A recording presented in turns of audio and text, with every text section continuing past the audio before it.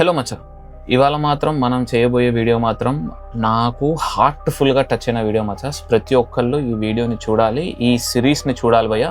This will be Dharmasthali files.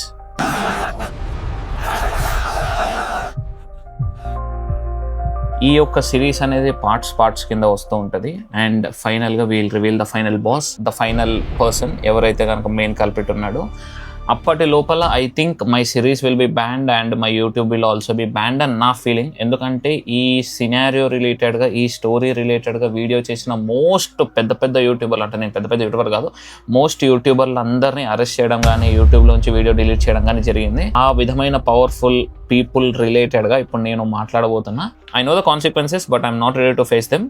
So నా వంతు ప్రయత్నంగా I will not reveal their names because of the court order. 2023లో జరిగిన ఒక కోర్ట్ ఆర్డర్ రిలేటెడ్ వాళ్ళ పేర్లు రివీల్ చేయను.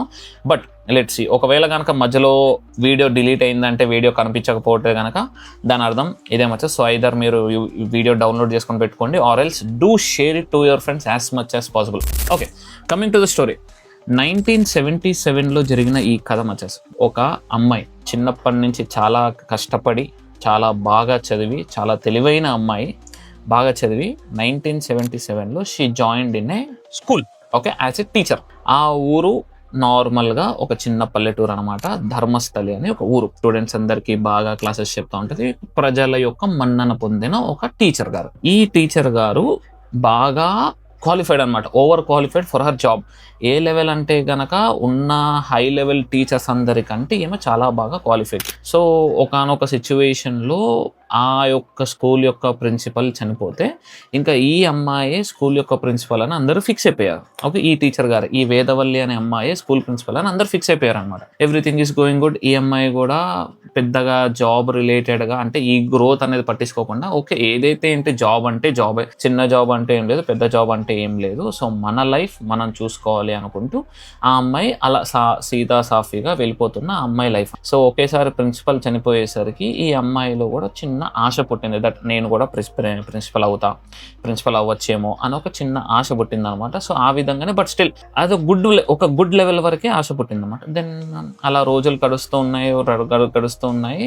ఒక నెల అయిపోయింది అనమాట. ఒక నెల అయిపోయిన తర్వాత ప్రిన్సిపల్ని అపాయింట్ చేశారు. ఏమేమో ఆపోజిట్ సైడ్, అంటే మన కాలేజ్లో, స్కూల్స్లో జరిగే మీటింగ్ ఉంటుంది కదా, ప్రేయర్ టైం. ఆ ప్రేయర్ టైంలో ఏమో కింద నుంచొని ఉంది. స్టేజ్ పైన ఏమో స్కూల్ చైర్మన్ వచ్చేసి వేరే లేడీని ప్రెసిడెంట్ చేశాడు, ప్రిన్సిపల్ చేశాడు. ఇదేంటబ్బా, అందరూ షాక్ అనమాట. ఈమెతో పాటు అందరూ షాక్ అయిపోయారు. ఇంకొక మేజర్ థింగ్ ఏంటిదంటే, ఎవరినైతే ప్రిన్సిపల్ కింద చేశాడో ఆ అమ్మాయి ఈ వేదవల్లి అనే అమ్మాయి కంటే చాలా చాలా చాలా లెస్ క్వాలిఫైడ్ అమ్మాయి అనమాట. సో ఈ అమ్మాయి ఇంకా అయినా కానీ పట్టించుకోలేదు. ఓకేలే మన లైఫ్ ఇంతే అని చెప్పేసి ఈమె చిల్లుగా మెల్లగా ఈమె ఉద్యోగం చేసుకుంటూనే ఉంది. ఆమె ప్రిన్సిపల్ ఆమె ఉద్యోగం ఆమె చేసుకుంటా ఉందన్నమాట. ఈ వేదవల్లి గారికి ఏమైంది, నార్మల్గా ఒక టీచర్స్ మాట్లాడుకుంటూ ఉంటారు కదా, సో టీచర్స్ మాట్లాడుకుంటూ ఉండగా ఈ అమ్మాయి, వేదవల్లి అనే అమ్మాయి విన్నది. ఏంటిది, వాళ్ళు ఏం మాట్లాడుకుంటున్నారు అంటే, వేదవల్లికి ఎందుకు ఇవ్వలేదు అంటే ద మెయిన్ రీజన్ ఒకటి తప్ప ఇంకేం కనిపించట్లేదు అని అనుకుంది. ఏంటబ్బా ఈ రీజన్ అని వేదవల్లి అనుకుంటూ ఇంకొంచెం విన్నదనమాట. వెనక్కి వంగి వింటూ ఉంటే అప్పుడు వాళ్ళు మాట్లాడుకుంటుంటే ఏమైనదంటే, వేదవల్లి యొక్క కాస్ట్ ప్రిన్సిపల్ కాస్ట్ కంటే చాలా తక్కువైన కాస్ట్ అనమాట, కులం తక్కువ అమ్మాయి కాబట్టి నువ్వు ఎంత చదివినా కానీ ఆ అమ్మాయికి ఇవ్వాల్సిన అవసరం లేదు అని చెప్పి వేదవల్లికి ప్రిన్సిపల్ సీట్ ఇవ్వకుండా వేరే అమ్మాయికి ఇచ్చేశారు. ఆ ఎవరైతే ప్రిన్సిపల్ ఉందో ఆ అమ్మాయి హయ్యర్ కులానికి చెందిన అమ్మాయి అనమాట. సో అందుకే ఆ అమ్మాయికి ప్రిన్సిపల్ పోస్ట్ ఇచ్చారు, ఈమెకి ఇవ్వలేదని మాకు అప్పుడు అర్థమైంది అనమాట. ఇంకా ఈమె చదువుకున్న అమ్మాయి కదా, సో నాకు అన్యాయం జరిగింది కాబట్టి నేను ఫైట్ చేస్తా అని చెప్పేసి ప్రిన్సిపల్ దగ్గరికి వెళ్ళి మాట్లాడింది. మాట్లాడితే ప్రిన్సిపల్ ఏమో చీపో అని అన్నదనమాట. ఎలగొట్టేశారు ప్రిన్సిపల్. అంటే ఉద్యోగం నుంచి తీయలేదు, but still they didn't even cared to listen to her story. Okay, ఆమె ఏమి ఫిర్యాదు చేద్దాం అనుకుందో కూడా వినకుండా పంపించేశారనమాట. ఎందుకంటే ఆమెకు ఆల్రెడీ తెలుసు దట్ ఈ అమ్మాయి నా పొజిషన్ గురించే వచ్చింది, ఈ వేదవల్లి అనే అమ్మాయి నా ప్రిన్సిపల్ పొజిషన్ కిందకే వచ్చింది కాబట్టి ఈ అమ్మాయిని పంపించేయాలి అనుకుని, so she throw her away. బేసికల్గా ఆమె ఏం చెప్పదాం అనుకుందో అదంతా వినకుండా వదిలేసింది అనమాట. దెన్ ఇంకా వేదవల్లి ఏం చేసిందంటే, వీళ్ళు ఎట్లాగో నా మాట వినట్లేదని చైర్మన్కి ఒక లెటర్ రాసింది.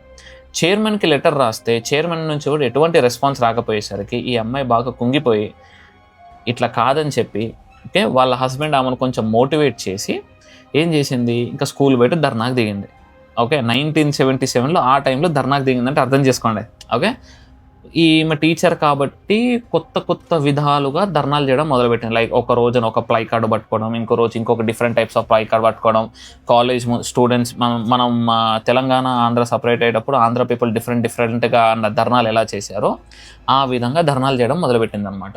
ఈమెకి స్లోలీ ఊర్లో ట్రాక్షన్ పెరుగుతూ ఉంది వేదవల్లికి. అమ్మ వేదవల్లి ఇట్లా చేసింది, వేదవల్లి ఇలా ధర్నా చేస్తుంది, ఈమెకి నిజంగానే అన్యాయం జరిగింది అని ఊర్లో పేరు, ఊర్లో ఈమెకంటూ ఒక ఫేమ్ రాబోతూ ఉండగా ఈమెకి ఒక నోటీస్ వచ్చింది. ఎవరి దగ్గర నుంచి? స్కూల్ అథారిటీస్ నుంచి. దట్ మీరు ఇక్కడి నుంచి మీ యొక్క ధర్నాకి తీసేయాలి, మీ యొక్క ధర్నా ఆపేయాలి, ఒకవేళ ఆపేయకపోతే కనుక మిమ్మల్ని ఉద్యోగం నుంచి తీసేస్తాము అని ఒక లెటర్ వచ్చిందనమాట. సో లెటర్ వచ్చేసరికి ఈ అమ్మాయికి కొంచెం వేదవల్లికి ఏం చేయాలో అర్థం కాలేదు. అరే ఎట్లా మరి ఏం చేద్దాం అని ఆలోచిస్తూ వేదవల్లి ఏం చేసిందంటే కొన్ని రోజులు ఆపేద్దాము, లెట్స్ సార్ట్ ఇట్ అవుట్ అని చెప్పేసి వెళ్ళిపోయింది అనమాట. ఇంటికి వెళ్ళిపోయింది.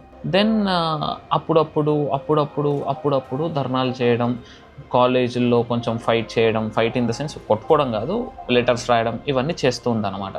సో ఇవన్నీ చేస్తూ ప్రిన్సిపల్ అండ్ చైర్మన్ యొక్క నెత్తి మీద కూర్చున్నట్టు అయిందనమాట ఈ అమ్మాయి సిచ్యువేషన్. ఈ అమ్మాయి ఇంటికి వెళ్ళిన తర్వాత వాళ్ళ హస్బెండ్ అరల్ అనే ఒక పర్సన్ అనమాట. వాళ్ళ హస్బెండ్ ఈజ్ ఏ డాక్టర్. ఈ అమ్మాయికి చాలా సపోర్ట్ చేస్తూ ఉంటాడు, వేదవల్లికి చాలా బాగా సపోర్ట్ చేస్తూ ఉంటాడు అనమాట. దెన్ అలా రోజులు గడుస్తూ ఉన్నాయి. ఒకానొక రోజున ఈ అరల్ అనే డాక్టర్ ఒక క్యాంప్ ఉండడం వల్ల వేరే ఊరికి వెళ్ళాల్సి వచ్చింది అనమాట. వేరే ఊరికి వెళ్ళాడు. మొక్కతే ఇంట్లో ఉందన్నమాట. వీళ్ళిద్దరే కపుల్ కాబట్టి మొక్కతే ఇంట్లో ఉంటుంది. వీళ్ళకి పిల్లలు లేరు. ఓకే దెన్ ఎవరో ఒక పర్సన్ ఈ వేదవల్లి ఉండే ఇంట్లో ఒక్కతే ఉందని తెలుసుకొని ఎవడో వచ్చి వేదవల్లిని అతి కిరాతకంగా కాళ్ళు చేతులు కట్టేసి BDSM అంటారు చూసినా ఆ విధంగా కట్టేసి ఆ అమ్మాయిని రేప్ చేసి హీ కిల్డ్ హర్ అనమాట. ఎలా చంపాడు? బాడీ మీద పెట్రోల్ పోసి తగలెట్టేసి చంపేశారన్నమాట. అరుల్ అప్పుడే క్యాంపింగ్ కంప్లీట్ చేసుకొని ఇంటికి వచ్చి చూసేసరికి కాళ్ళు చేతులు కట్టేసి శవంలా పడున్న ఈమె వైఫ్ని చూశాడు అనమాట. ఒరే ఏమేంద్ర పోయి ఇట్లా అని చెప్పేసి మొత్తం ఈయన కళ్ళ ముందే అట్లా డెడ్ బాడీ కాలుతుందనమాట. చూసారు మనోడు ట్రామాలోకి వెళ్ళాడు. ఎంత డాక్టర్ అయినా కానీ ఎంత చూసినా కానీ సొంత వైఫ్ ఎమోషనల్ కనెక్ట్ ఉన్న అమ్మాయి ఇట్లా అయిపోయేదానికి ఎవరైనా బాధపడతారు. ఆబ్వియస్లీ హ్యూమన్ అనేటోడు బాధపడతాడు. ఒకవేళ అతను బాధపడలేదంటే కనుక he has something wrong in his mind. Psychiatric help అయితే కావాల్సింది బరాబర్గా. దెన్ ఇమీడియట్లీ పోలీస్ స్టేషన్ దగ్గరికి వెళ్ళాడు. పోలీస్ స్టేషన్ దగ్గరికి వెళ్ళి పోలీసులకు కంప్లైంట్ ఇస్తే పోలీసులు ఏమన్నారు తెలుసా? ఎక్కడ మన ధర్మస్థలలో ఉన్న పోలీస్ స్టేషన్లో పోలీసులు ఏమన్నారంటే నువ్వే నీ పిల్లాన్ని చంపేసి నువ్వే వచ్చావు మా దగ్గర కంప్లైంట్ చేయడానికి, తప్పించుకోవడానికి నాటకాలు ఆడుతున్నావా అని చెప్పి పోలీసులు క్వశ్చన్ చేయకుండా, ఇంటికి వెళ్ళి సిచ్యువేషన్ చూడకుండా, క్రైమ్ సీన్ అబ్జర్వ్ చేయకుండా, డు నాట్ క్రాస్ సైన్స్ ఏం పెట్టకుండా, ఇవేమీ చూడకుండా, ప్రిలిమినరీ ఇన్వెస్టిగేషన్స్ కూడా చేయకుండా నువ్వే కల్పరేట్ అని వేదవల్లి యొక్క హస్బెండ్ని తీసుకెళ్ళి జైల్లో పడేశారు. కోర్టులో కేసు రన్ అవుతుంటుంది కదా. సో 2 సంవత్సరాలు ఆ విధంగా కేసు రన్ అవుతూ జైల్లోనే ఉంటూ బయట అతని ఫ్రెండ్స్తో పాటు అతని ఫ్యామిలీ మెంబర్స్తో పాటు ఫైట్ చేసి మాట్లాడి వాళ్ళ యొక్క హెల్ప్ తీసుకొని ఈ అరుల్ అనే person he came out. Okay finally అతను బయటకు వచ్చేసాడు అనమాట. కానీ లోపడంతా డిప్రెషను, డిస్కరేజ్మెంట్, ఓకే లో ఫీలింగ్ అనమాట. కళ్ళ ముందు సొంత పిల్లని చనిపోయింది, ప్రపంచం అనుకున్న అమ్మాయి చనిపోయింది. న్యాయం చేయాల్సిన పోలీసులే అరెస్ట్ చేసి 2 సంవత్సరాలు జైల్లో పెట్టారు. ఓకే ఈ అబ్బాయి, ఈ అరుల్ అనే వ్యక్తి 2 సంవత్సరాల తర్వాత పోలీస్ స్టేషన్ నుంచి బయటకు వచ్చేసాక ప్రతి ఒక్కళ్ళకి ఒకటే డౌట్, మరి సొంత హస్బెండే చంపకపోతే ఎవరు చంపారు? 1977లో జరిగిన ఈ కేస్ టిల్ నౌ 2025 ఇవాళ July 20th, okay July 19th ఇప్పటిదాకా ఈ రోజు దాకా there was not a clear evidence that has been found and అంటే ఒక్క పర్సన్ని కూడా అక్యూట్ చేసినట్టు లేదనమాట, అరెస్ట్ చేసినట్టు లేదు. Still now the case is on going and ఎవరు దాని గురించి పట్టించుకోవట్లేదు అనమాట. నౌ ఈ కేసు గురించి ఎందుకు చెప్పాను అంటే కనుక ధర్మస్థలిలో రీసెంట్గా June 3rd, 2025లో ఒక శానిటేషన్ వర్కర్ ధర్మస్థలిలో నేను పనిచేస్తున్నప్పుడు 450 శవాల పైన పీపుల్ని నేను పార్చిపెట్టిన అని చెప్పి విజిల్ బ్లో చేశాడనమాట. అంటే విజిల్ బ్లోవర్ అంటే ఎవరైతే ఒక పర్సన్ ఒక సీక్రెట్ ఇన్ఫర్మేషన్ని పబ్లిక్ చేస్తాడో వాళ్ళని విజిల్ బ్లోవర్ అంటారు. సో నేను మీకు కావాలంటే ఆ సైట్స్, ఆ సమాధులు పాతిపెట్టిన ప్లేసెస్ కూడా మీకు చూపిస్తా, మీరు కావాలంటే రండి అని పోలీసుల దగ్గరికి వెళ్ళి పోలీసులకు ఒక 0 FIR లాంటిది ఫైల్ చేశాడనమాట. సో దట్ ఇతను వెళ్ళకుండా అదంతా చేశాడనమాట. కానీ పోలీసులు ఏం చేశారు, ఓకే, ఆ తర్వాత ఏం జరిగింది, ధర్మస్థలిలో ఉన్న పోలీసులు వీళ్ళ వైపే ఉన్నారా లేదా, అంటే పబ్లిక్ వైపు ఉన్నారా లేదా, సౌజన్య కేసు ఏంటిది, ఓకే, అసలు సౌజన్యకి తర్వాత ఇంకేమైనా కేసెస్ జరిగినాయా, ఈ 450 మంది ఎవరు, ఆ విజిల్ బ్లోవర్ ఎవడు, ఇవన్నీ తెలుసుకోవాలనుకుంటే పార్ట్ 2 రాబోతుంది మచస్. This is Dharmasthala files video part 1. So before everything happens please to like, share and comment మచస్. మీ యొక్క షేర్స్ మీ ఫ్రెండ్స్కి షేర్ చేయడమే ఈ వీడియో యొక్క రీచ్ తీసుకొస్తుంది. And also people will know. ఎందుకు అంటే మెయిన్ స్ట్రీమ్ మీడియాలో ఒక్కసారి కూడా ఒక్క పాయింట్ కూడా ఈ వీడియోస్ రిలేటెడ్గా మనకి ఈ యొక్క ఇన్సిడెంట్ గురించి ఒక్క వీడియో కూడా లేదు మచస్. ఈటీవీ వాళ్ళు కానీ, TV9 వాళ్ళు కానీ, TV5 వాళ్ళు కానీ, ఎవ్వరు కానీ, సాక్షి వాళ్ళు కానీ, ఎవ్వరు కానీ ధర్మస్థలిలో ఇంతమంది చనిపోయారు, ఇలా జరిగింది, ఈ ధర్మస్థలి యొక్క ప్రెసిడెంట్ ఏం చేస్తున్నారు, వాళ్ళ ఆధ్వర్యంలో జరిగిందా లేదా అనే ఒక్క క్వశ్చన్ కూడా చేయలేదు.